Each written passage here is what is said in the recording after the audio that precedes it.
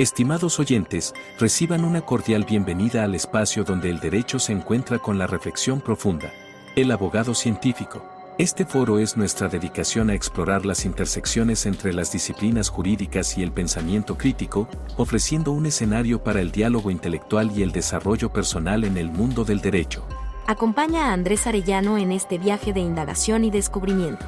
Cada capítulo está diseñado para profundizar en cómo el razonamiento analítico influye y fortalece nuestras prácticas legales, desafiando las convenciones y fomentando un entorno de aprendizaje basado en la comprensión y el razonamiento lógico. El abogado científico se compromete a ser una ventana a la exploración de conceptos jurídicos a través de la lente de la metodología y filosofía científica, con un fuerte enfoque en el análisis crítico y la evidencia. Este enfoque nos permitirá abordar temas desde una perspectiva única, desentrañando las complejidades del derecho y promoviendo una práctica legal más reflexiva y fundamentada. Así, los invito a embarcarse en esta aventura de conocimiento, donde juntos exploraremos los principios que forman la esencia de la abogacía. Prepárense para un viaje hacia la comprensión profunda y el enriquecimiento intelectual. Bienvenidos a El Abogado Científico. En este episodio vamos a hablar de la cuarta etapa del método de estudios de caso, que es propiamente resultados y demostración, y se hablará de la exposición y demostración en concreto. Y también, por otro lado, se hablará acerca del desarrollo de la teoría del caso durante la apelación, el amparo directo en revisión, etc. Después se hablará de un tema en otro episodio sobre la transferibilidad, bastante interesante.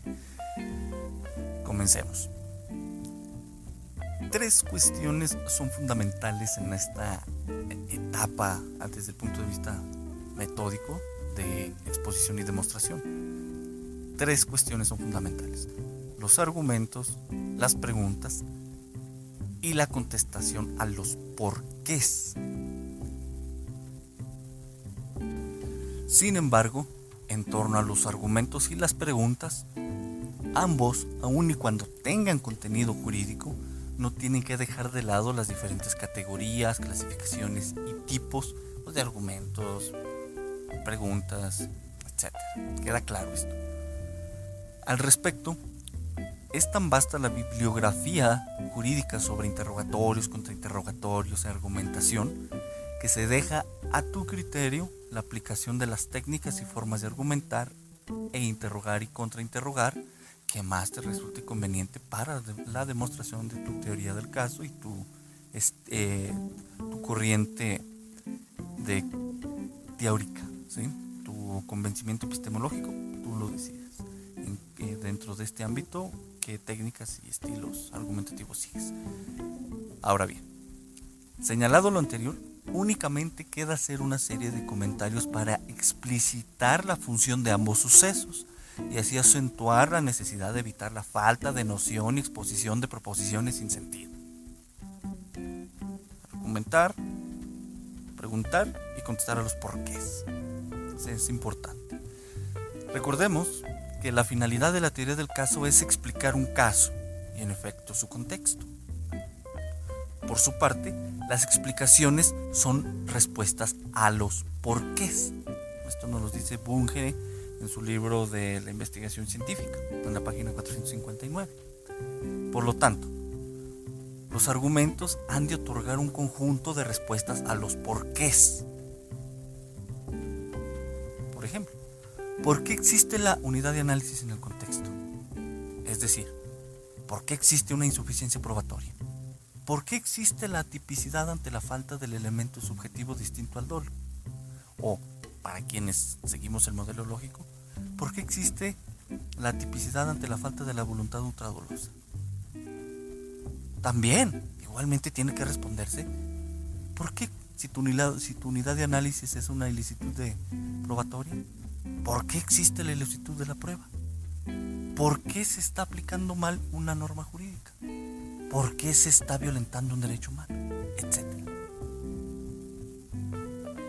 Te recuerdo, los argumentos han de otorgar un conjunto de respuestas a los porqués que surgen de la formulación de este tipo de preguntas.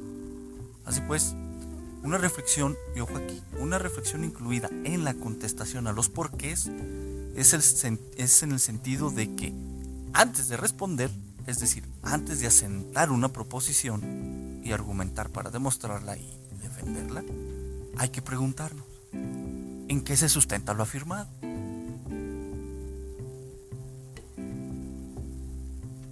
Partiendo de la idea de que en juicio oral se oralizan de manera profunda y racional acontecimientos ordinarios desde un punto de vista jurídico, cabe recordar y recalcar la diferencia que existe entre verificar y demostrar.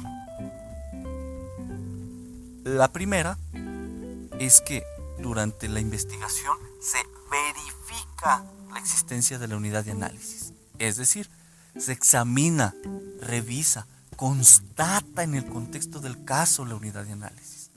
Por tanto, implica dotar de verosimilitud cada proposición que constituya la teoría del caso.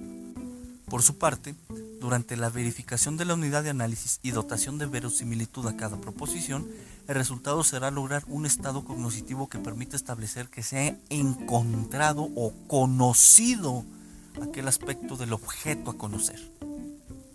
En otras palabras, el sujeto, tú como abogado, percibe que en aquella unidad de análisis sí existe en el contexto.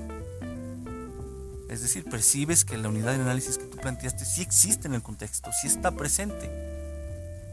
Y te servirás, tú como abogado, de afirmaciones y pruebas para determinar la forma y modo en que existe.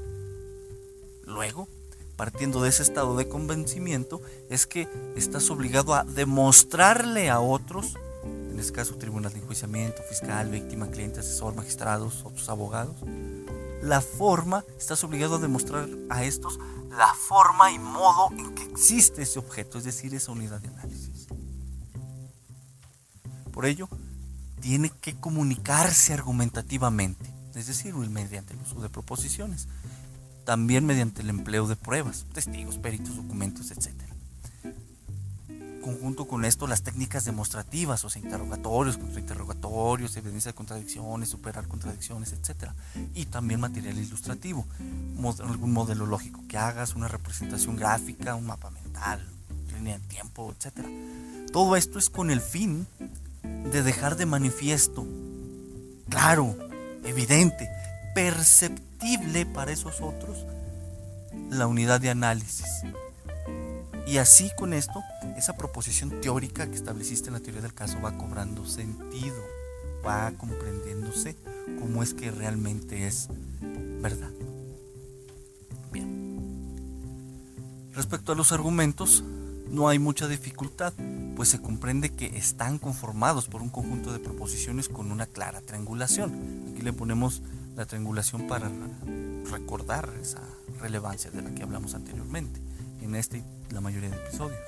Además, las mismas permiten realizar una serie de deducciones e inducciones que conllevan nuevas afirmaciones en el transcurso del juicio oral, lo cual impacta en la propia teoría del caso, en tanto ayuda a su demostración, también a su modificación, en el sentido de que se reduzca o amplíe o no se den ciertos elementos empíricos durante el juicio oral que sostienen las teorías. O bien, tener en cuenta que se logra la completa refutación del planteamiento teórico que se hace. Esto, por ejemplo, hago un paréntesis, en aquellos casos donde la famosa prueba indiciaria, que no es otra más que la construcción de y proposiciones inductivas, ¿sí?, con su respectiva conexión lógica, en ese contexto, cuando hay casos así donde la prueba es indirecta, es decir, inductiva, es que el conjunto de proposiciones cobra demasiado peso la construcción misma, la lógica subyacente y las relaciones entre estas, ¿sí? Por supuesto también la triangulación, es decir, de dónde surgen los indicios para que puedan en su conjunto crear una proposición o una presunción en el sentido de que eso aconteció en la realidad y de ahí enunciar la manera de proposición, la manera de afirmación de que eso sucedió. Esto es parte esencial para estas cuestiones, máxime que es usado en algunos delitos o en algunos ciertos casos, como aquellos de desaparición forzada de personas, algunos de secuestro, en algunos de homicidio, vaya, donde no hay una prueba directa como tal. Creo que se entiende a la perfección. Bueno, continuando. La construcción de la teoría es sistemática y la exposición será tanto material, mediante interrogatorios, contrainterrogatorios, etc., así como argumentativa.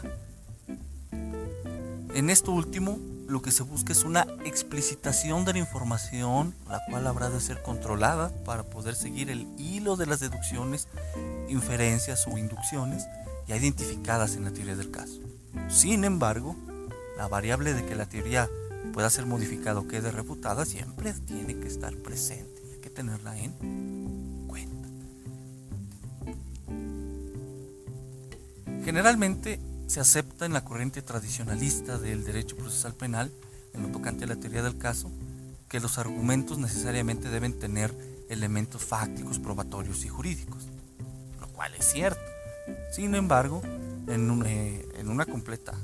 yo te invito a que hagas una completa separación de esa idea tradicional y en apego a la metodología de investigación, filosofía de la ciencia y epistemología, es que más que una clasificación y manera de argumentar, pueda plantearse a manera de esbozo un esquema del contenido de los argumentos, mismos que dotarán de inteligibilidad y relación a las proposiciones, esto adecuándolo a la etapa procesal. Es un intento de esquematizar el contenido de los argumentos, esto es de lo que te estoy hablando. Dicho esquema atiende a elementos mínimos a observar, los cuales pueden ser perfectibles según se vaya obteniendo experiencia y se atienda a los elementos técnicos de las teorías de la argumentación que sigas, la corriente de la filosofía de la ciencia con la que coincidas, la metodología de investigación y las líneas jurisprudenciales, ¿sí?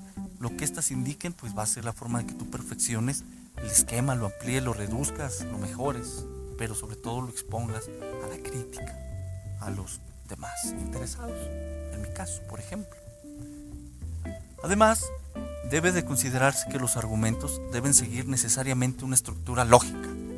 Te repito, debe de considerarse que los argumentos deben seguir necesariamente una estructura lógica, misma que podrá mostrar la coherencia interna y externa o bien falta de esta coherencia. Por último, la justificación de esos elementos mínimos del esquema argumentativo del que te vengo hablando y que propongo descansa en 3 razones. La primera, que al sujeto al que se le expone la teoría del caso, es decir, el tribunal de enjuiciamiento, es un sujeto dotado de un alto grado de racionalidad. Por ende, el uso de frases pomposas, emotivas, que tiendan a lo emocional, a lo subjetivo, aquí está completamente descartado. Hay que ser objetivos. Segunda, que se busca un impacto más allá del simple juicio oral, es decir, que si hay necesidad de acudir a medios de impugnación como una apelación y juicios de amparo indirecto o directo, se tenga una preparación, ahí queda en el contexto ya referido, aunque las respuestas del juez sean en el sentido de que te ataque de que no sabes o que eso no tiene nada que ver, pues bueno, estás viendo un poco más allá, para que en apego en su momento a la técnica de construcción de agravios o conceptos de violación, se explicite lo que a tu interés convenga en lo que respecta al caso. Tercera razón, que metodológicamente pueda hacerse uso de dicha teoría dentro de un marco teórico de otros casos. Esto se conoce como transferibilidad y que se tratará en otro episodio. Bien. Sabido es que en el juicio oral del proceso penal mexicano existen 2 momentos argumentativos: el alegato de apertura y el alegato de clausura. También debe quedar claro que los alegatos son un elemento estrictamente procesal, no forman un elemento de la teoría del caso en estricto rigor metodológico, son un elemento del proceso penal que nos sirven para explicitar, dar a conocer, comunicar la teoría del caso. Se intersectan, pero uno no incluye necesariamente al otro. Teniendo en cuenta lo anterior, te propongo el siguiente esquema, que por supuesto se divide en alegatos de apertura y alegatos de clausura. Procura que los argumentos que realices, estos alegatos, tengan estos elementos mínimos, o inclúyele tú otros o redúcelos, sé libre de usarlos como se te dé la gana. El esquema para argumento de apertura. Te propongo 6 aspectos a considerar. 1. Exposición de las proposiciones teóricas. 2. Descripción de los elementos del tipo penal. 3. Sucinta una descripción del marco referencial, es decir, lo que consta el paradigma, algún aspecto jurisprudencial, la doctrina jurisprudencial que tengas. Una descripción del hecho. 4. Descripción del hecho, en caso de que propongas un nuevo hecho, por supuesto, si no ya queda descartada. 5. Descripción de las pruebas. 6. Propuesta de solución del caso, es decir, sentar las condiciones que satisfacen cierto aspecto particular o general de contenido en la ley o en la jurisprudencia para lograr una absolución, pena mínima o cierta medida de seguridad. Entonces, estos 5 elementos: exposición de las proposiciones teóricas, descripción de los elementos del tipo penal, descripción del marco referencial, descripción del hecho en caso de proponer uno nuevo, descripción de las pruebas y propuesta de solución del caso, son los 5 elementos esquemáticos para estructurar un alegato de apertura. Y ahora, por su parte, los que se proponen esquemáticamente para un alegato de clausura son los siguientes. Son en este caso 4. Descripción de los elementos del tipo penal. Descripción y análisis de los errores técnicos o deficiencias en la teoría del caso de la Fiscalía. Explicación racional sobre por qué quedó demostrada la proposición teórica. Aquí encontramos 2 subapartados. Hay que hacer una explicitación de los hechos efectivamente demostrados, las proposiciones fácticas que se emplearon, y mediante una triangulación probatoria, señalando como mínimo por qué se debe valorar o no valorar tal o cual prueba y qué alcance tiene en relación a las proposiciones fácticas y cómo impactará en el sentido del fallo. El otro subapartado es explicitación del juicio de tipicidad, es decir, las proposiciones jurídicas más las proposiciones fácticas que señalan por qué sí o no se concretizó el tipo penal. Sí, es esa serie de razonamientos en este sentido. Y por último, ya en un apartado diferente, es la propuesta de solución del caso, es decir, pues por qué sí se logra la absolución, pena mínima o cierta medida de seguridad. Bien, no es necesidad de explicarlos porque los mismos se entienden por sí mismos. Sin embargo, nótese cómo es que resulta necesaria la construcción de diversos tipos de proposiciones. Hay que hacer en el transcurso de esto, pues proposiciones descriptivas, explicativas, fácticas, normativas. Por ejemplo, en los alegatos de apertura tenemos un par de descripciones. Es un aspecto descriptivo porque se hace una cuestión de analítica sintética. Y ya en los de clausura, pues ahí sí se hace una explicitación, es decir, una extensión de la explicación racional para demostrar con la mayor claridad posible cómo ha quedado demostrada la teoría del caso, la existencia de la unidad de análisis, etc. Vamos a desglosar esto que he dicho en lo siguiente. Dominar la construcción lógica y jurídica de cada tipo de proposición producirá efectos claros sobre las relaciones entre una y otra, siendo justamente en esas relaciones donde cobrará sentido la explicación y explicitación de la proposición teórica y cada una de las afirmaciones y negaciones que se realicen y estén realizadas previamente en la teoría del caso. Esto es importantísimo. Además de esas relaciones entre proposiciones, es que tendrá sentido el contexto del caso que tú has venido describiendo, planteando a través de los diversos interrogatorios, contrainterrogatorios, técnicas, etcétera, que se han realizado en ese momento. Bien. Hasta aquí esta cuestión del esquema para los argumentos de apertura y de clausura. Si lo amplías o reduces, lo que sí tiene que ser una constante es la descripción de los elementos del tipo penal y la propuesta de solución del caso. Esto sí te recomiendo, no los elimines, que sean la constante.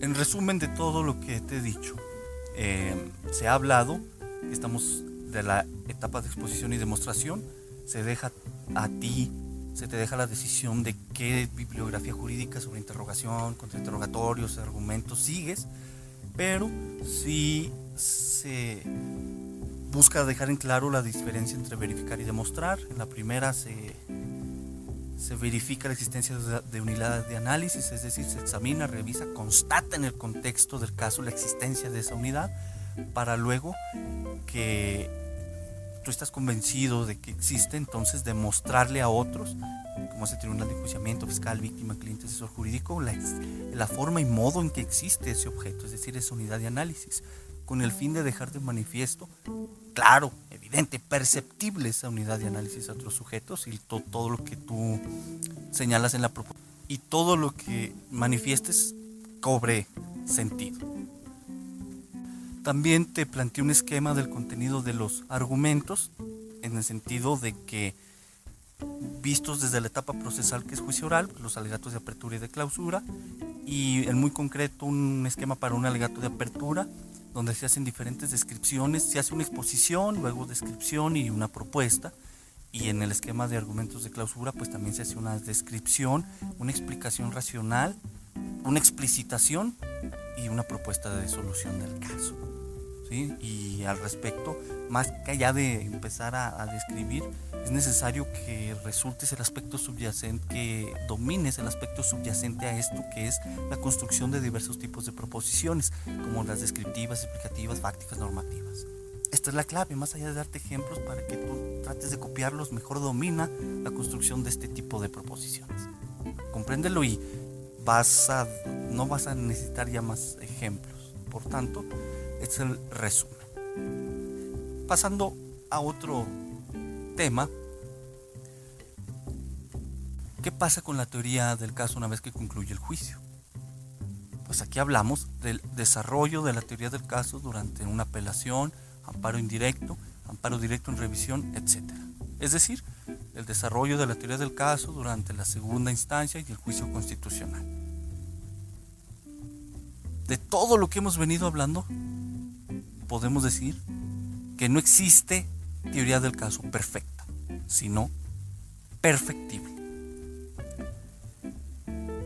Repito, no existe teoría del caso perfecta, sino solamente perfectible. No se debe olvidar que la teoría del caso puede ser modificada en tanto se amplíe su alcance o bien sea refutada.